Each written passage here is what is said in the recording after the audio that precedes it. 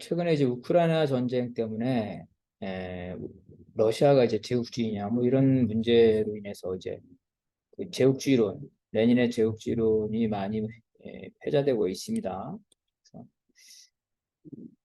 레닌의 제국주의론 보면 안 되고 이제 그 레닌 시대의 제국주의론이 나왔던 배경, 더 나아가서 이제 마르크스주의의 어떤 그 제국주의적인 관점, 그리고 1차전과 2차전, 현재까지 오늘 나온 어떤 제국주의적인 흐름, 이런 것들을 한번 100년의 제국주의 역사, 그 마르크스부터 우크라이나 전쟁까지 이 자본주의 제국주의론이라는 걸로 한번 강의를 한번 시작해 보겠습니다. 그래서 오늘은 이제 첫 번째 강의로 이제 제국과 제국주의라는 개념을 중심으로 해보겠습니다. 그리고 이제 이 자본주의 제국주의론이라는 앞에 자본주의가 붙였다는 거, 이거 좀 특수하겠습니다. 먼저 이제 제국이라 하면 엠파이어는 이제 과거에 우리가 알렉산더 제국, 페르시아, 뭐 이슬람, 몽골 이런 여러 가지 제국들이 있었죠. 또 다른 민족이나 나라를 통치하는 국가를 제국이라 한다. 그래서 제국에는 이제 그 통치의 주체인 중심 민족이 있겠죠. 페르시아면 페르시아 민족, 알렉산더는 이제 마케도니아 있고, 통치 대상인 이제 그 피지배, 그죠? 피지배 민족이나 국가가 있죠.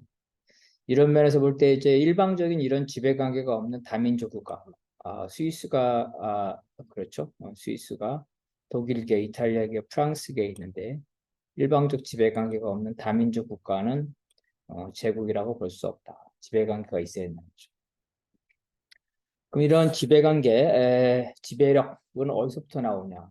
보통 이제 군사적 패권으로부터 시작되죠. 그렇지만 이러한 군사적 패권, 군사적 지배는 비용이 많이 들기 때문에 점차 이제 정치적인 패권, 정치적 영향력, 더 나아가서 이제 중국과 같이 이 중화 문화 하는 것처럼 중화주의처럼 문화적 패권으로 처음에는 이제 힘으로 지배하지만 점차 이 권위의 비중이 높아진다는 겁니다.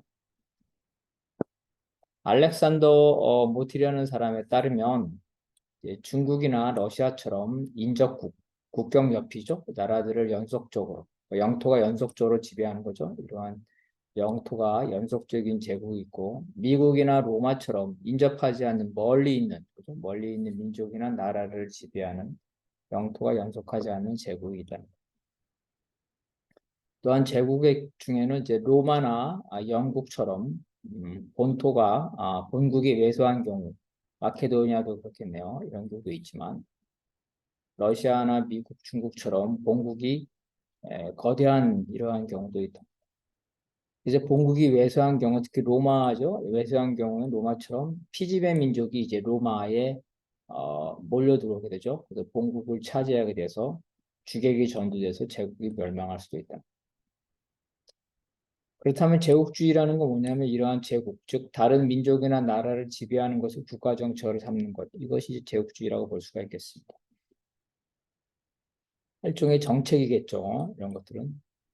이러한 지배의 목적은 이제 그 중국이나 혹은 소련의 그 러시아처럼 그 변방 민족을 극복시켜서 자신들의 국경을 안정시키려는 목적이죠. 중국은 이제 이민족의 침입을 많이 받다. 변방 민족, 그 변방 민족을 극복시킨다는 거. 그 다음에 이제 그 로마처럼 경작지와 노예를 획득하려는 경제적 목적, 그 다음에 종교, 그죠? 이슬람을 전파하려는 이슬람 제국, 종교적 목적이 있다. 근세 이제 그 소련에서 보듯이 러시아의 혁명이 인접국에 확장되죠. 그 사회주의를 확장하는 소련 제국이다. 하지만 이런 보통은 하나의 목적이 아니죠. 소련도 사회주의를 확장하는 목적도 있지만 사회주의 혁명의 근거지인 러시아를 보호하기 위한 영토적 목적도 있죠. 국가 안보적 목적도 있어서 보통 하나의 목적이 아니라 복합적인 목적으로 다른 민족이나 국가를 지배한다는 겁니다. 그런데 우리가 봐야 될 거는 이러한 과거 역사상의 이러한 다양한 제국주의가 아니라 오늘날 자본주의 시대의 제국주의라는 거죠. 그래서 자본주의 시대의 제국주의는 바로 자본주의니까 상품 수출과 자본 수출을 통해서 자본주의의 목적인 이윤을 추구하는 자본주의 시대의 제국주의라는 겁니다. 모든 제국주의를 우리가 아, 공부할 건 아닙니다. 따라서 자본주의 제국주의는 상품 수출과 자본 수출과 같은 경제적 목적이 기본입니다. 그래서 이제 본국의 영토 보호나 확장, 종교 전파, 사회주의 이념 전파와 같이 경제적 목적이 아닌 경우에는 이제 자본주의 제국주의가 아니라고 볼 수 있겠죠. 사람에 따라 이런 경제적 목적이 아닌 다른 목적도, 즉 어떠한 동기든 간에 다른 나라를 지배하는 것을 제국주의라고 할 수가 있겠죠. 그렇지만 우리가 주목해야 될 것은 그러한 모든 제국주의가 아니라 자본주의 시대의 제국주의다. 자본주의 제국주의의 기본 요소가 상품 수출과 자본 수출이지만 특정 국가, 제국주의 국가죠. 피지배 국가에게 독점적으로 상품과 자본을 수출하려면, 그죠? 그리고 피지배, 그러니까 식민지의 산업 정책을 지배해야 되고, 즉 정책 결정권을 지배해야 된다는 거. 영국이 인도에다가 자신의 물건만을 팔려면 영국의 인도의 산업 정책을 지배해야 되겠죠. 정책 결정권을 지배한다. 가장 간단한 방법은 무식한 방법은 군대를 파견해서 식민지로 만들어 버리는 거죠. 그래서 본국가의 무역만 하도록 하는 것. 영국이 주로 그랬죠. 미국 식민지와 영국만 무역을 하도록 하는. 이러한 영토를 점령하는 식민지로 나타났지만 오늘날에는 자신에게 복종하는 대리 정권, 괴뢰 정권을 나타나기도 합니다. 그래서 영국도 영연방, 그죠? 영연방. 과거에 영국의 식민지였던 나라와 같이 특혜적인 관계를 맺고 있죠. 그다음에 이제 현재 미국의 이제 푸에르토리코, 그죠? 푸에르토리코 혹은 뭐 한국의 경우에도 주장에 따라서는 대리 정권이 있을 수 있다. 영토적 점령으로 나타나기도 하지만은 대리 정권, 친미 정권이죠. 친미 정권 나타. 또한 특정 나라에 대한 상품 수출과 자본 수출, 그죠? 한 나라의 상품 수출과 자본 수출을 독점을 하려면 거대한 자본이 필요하겠죠. 이러한 자본은 과거에는 이제 상품을 수출하는 건 주로 산업 자본에 불과했지만 오늘날에는 이제 어떠한 나라의 다양한 상품을, 그죠? 다양한 산업이 침투하기 때문에 이러한 다양한 산업 자본을 배후에서 지배하는 금융 독점 자본이 주축이 된다 볼 수가 있겠습니다. 우리가 이제 역사상의 모든 제국주의, 다시 말해서 정치적 목적이나 종교적 목적의 제국주의가 아닌 자본주의, 그죠? 경제적 착취의 목적의 제국주의에 주목하는 이유는 오늘날 자본주의 사회에서 주요한 지배관계는 자본주의적 착취관계입니다.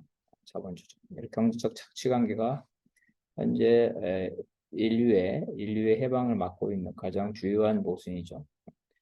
국가 간의 지배관계도 역시 마찬가지로 경제적 착취관계가 가장 주요한 것. 따라서 개인이나 국가나 민족의 이런 해방 투쟁에서도 가장 중요한 해방 투쟁이 바로 이제 자본주의, 그죠? 자본주의 경제적 착취로부터 벗어나는 거다.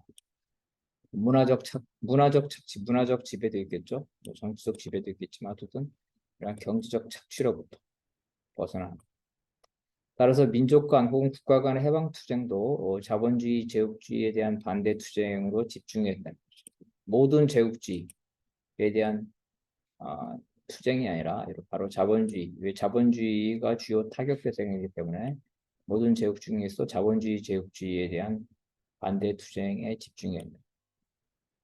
따라서 단순히 이제 미국, 러시아, 중국, 유럽, 인도 전부 다 강대국이죠. 이러한 무차별적이라 모든 강대국에 대한 투쟁이 아니라 그 중에서도 자본주의, 제국주의인 유럽과 미국에 대한 이러한 투쟁에 집중하는 것이 오늘날 사회주의자들과 또 인류 일반 보편적 해방에 있어서 바로 자본주의 착취로부터 해방이기 때문에 자본주의 투쟁의 일환으로서 자본주의 제국주의를 우리가 주목을 해야 된다는 거죠.